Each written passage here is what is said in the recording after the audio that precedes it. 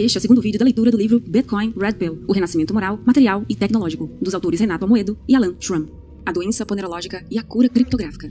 O futuro não chega para todos ao mesmo tempo. Ainda há pessoas que vivem em casas sem energia elétrica ou água encanada, se locomovem por tração animal e cozinham com lenha. A criptografia foi considerada arma de guerra por gerações. Entretanto, armas nas mãos de combatentes que não sabem quem é o inimigo, nem em que guerra estão lutando, não têm valor algum. Essa introdução detalha algumas das ameaças que justificam o uso da criptografia como bote salva-vidas. Demonstrações comuns disso são as pessoas que descobriram Bitcoin cedo, tendo domínio de conceitos de TI, teoria dos jogos e até programação, mas que não entenderam suas implicações políticas, econômicas e sociais, perdendo a oportunidade de investir cedo tudo quanto poderiam e deveriam. O mundo está passando por uma mudança de paradigmas na produção, circulação e distribuição de riquezas, que alguns definem como era digital, singularidade ou economia da abundância. Essa revolução tecnológica, como as anteriores, vai reduzir brutalmente as margens das atividades superadas e promover uma transferência de riquezas sem precedentes. Atividades que há poucos anos eram de alta tecnologia e retorno, hoje sofrem processo de comoditização, até na fabricação de hardware, telecomunicações e desenvolvimento de software. Como resume Michael Saylor, em todas as épocas, os melhores negócios são de alta tecnologia, margem está nos mercados ainda não competitivos. Neste ambiente, as formas convencionais de criar e acumular riqueza não funcionam mais. No passado, bastava gastar menos do que se ganhava e, sistematicamente, investir o excedente em fontes de renda, deixando o juro composto fazer o resto do trabalho. Hoje, não existem mais fontes de renda perpétuas, não existem mais investimentos seguros que garantam fluxos de caixa com retornos positivos sistemáticos. E, provavelmente, todos os produtos financeiros convencionais têm expectativas de perda real. Essa disfunção alimenta a ética hedonística de consumismo e a irresponsabilidade, que induz as populações à miséria e ao voto dos estatistas, uma vez que, quando se quer o impossível, apenas mentirosos podem satisfazê-lo. Ora, foi pela falta de acesso a produtos financeiros idôneos a produzir ganhos que, por gerações, os investimentos prioritários do brasileiro, em especial de baixa renda, eram imóveis, para agropecuária no interior e para a construção nas áreas urbanas, chegando-se ao ponto de haver mais lojas de materiais de construção que padarias. Diante da queda da fecundidade e da massificação do comércio digital, as demandas por imóveis residenciais e comerciais tiveram suas tendências comprometidas. A agricultura profissional de pequeno porte se inviabilizou como consequência da quebra da segurança jurídica no campo, vide ações terroristas impunes do MST, Movimento do Sem Terra, e desarmamento covarde dos inocentes, da indústria de multas ambientais e da injustiça do trabalho.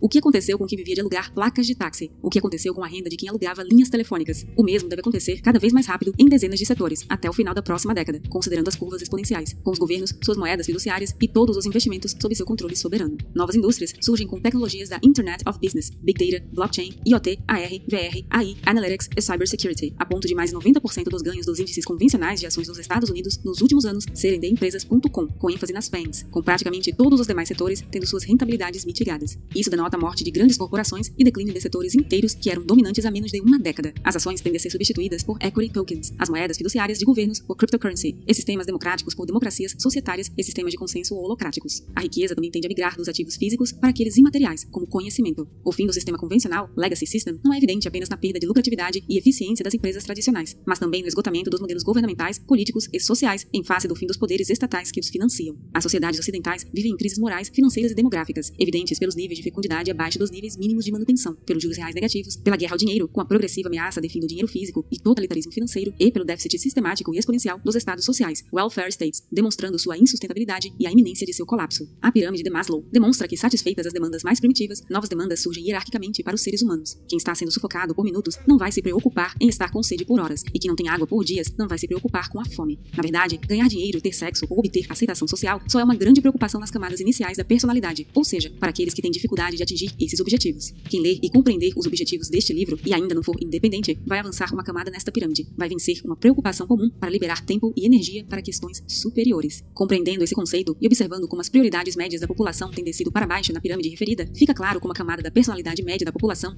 e o desempenho em testes de conhecimento informativo tem decaído sistematicamente por décadas no Brasil. Nenhuma sociedade com médio inferior a 90 chegou ao primeiro mundo, e com exceção de lugares que experimentaram o terror comunista, nenhum país com médio acima de 100 deixou de se tornar desenvolvido. As correlações entre baixa preferência temporal, autocontrole de sacrificar benefícios no presente para usufruir no futuro, o alto e maior renda são observáveis em indivíduos e em populações, embora haja grande controvérsia entre a causalidade recíproca ou comum. R$1.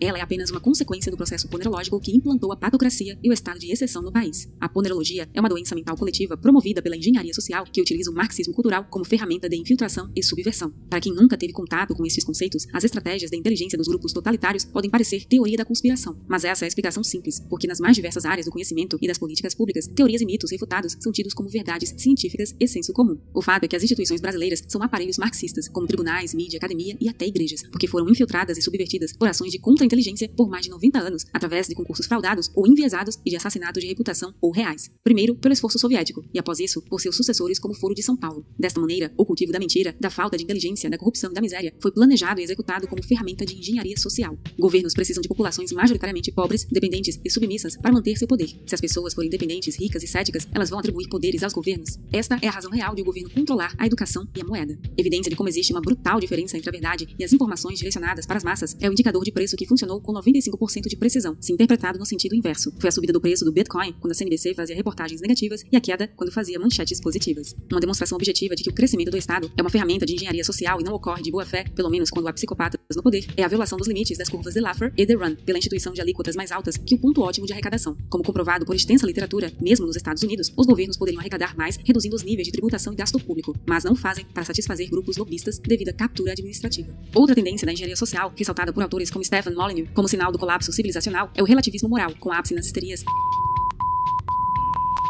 e feminista como pautas relevantes de debate político e com superestímulo à promiscuidade e em crianças. Um dos fatores cruciais que inviabilizou a manutenção da escravidão em sociedades cristãs, embora esse fosse um instituto mencionado e reconhecido na Bíblia, foi a restrição moral à promiscuidade. Escravos que têm relações monogâmicas passam a ter relações conhecidas de parentesco e, formando famílias, passam a ter pessoas dispostas a matar e a morrer umas pelas outras e a ter identidade ancestral. Por isso, sociedades com quantidades significativas de escravos só conseguiam mantê-los escravos através de esquemas obrigatórios de cobertura por múltiplos parceiros, eliminando as relações monogâmicas e, consequentemente, destruindo o núcleo de proteção e estrutura social básica, como em Roma e na Grécia clássicas. Autores como Rollo Tomassi, Stephen Molyneux e Olavo de Carvalho também ressaltam que um dos fatores-chave para a queda da fecundidade, que sentenciou as previdências de repartição ao colapso, foi a liberação sexual e a instituição de leis subvertidas feministas, obliterando as motivações de homens e mulheres para manterem famílias estruturadas. Mesmo bilionários como Saylor simplesmente desistem de casar. Estilos de vida como herbs japoneses e mikta são cada vez mais comuns. A sua argumentação é simples. As leis inviabilizam contratos viáveis de casamento, de modo que governos feministas garantem estímulos ao maximizar o oportunismo hipergâmico. Em outras palavras, o governo é uma máquina de transferir riqueza e poder de produtores, a maioria homens, para dar a beneficiários de renda estatal, a maioria mulheres, como é óbvio pelos dados de pagamento de impostos ou até mesmo contribuições e benefícios previdenciários. Historicamente, o que um homem poderia oferecer como homem era segurança física, material e emocional, e o que uma mulher poderia oferecer era fertilidade, aferida por atributos físicos e fidelidade. Por isso, virgindade é ativo para a mulher e passivo para o homem no cálculo do valor sexual, e de maneira inversa, a promiscuidade. Essa troca ficou inviabilizada com leis feministas atuais, como a absurda e antinatural paternidade involuntária por DNA, fomentando o golpe da barriga, promiscuidade e nascimentos fora do casamento, a ponto de Molyneux denominar o welfare state como single mom state, devido à altíssima correlação entre desestruturação familiar e moral e o aumento do estado social. As mulheres não precisam mais de segurança do homem, agora provida oficialmente pelo Estado, em cada um dos aspectos. Os homens, sem qualquer garantia de fidelidade e com amplo acesso a sexo com custo marginal quase zero, não têm motivação para investir em procriação de filhos sobre os quais não terão poder, comprometendo sua renda por décadas e que podem até não ser deles. Segurança física é o que explica as filas de mulheres jovens e bonitas para visitas íntimas nas cadeias.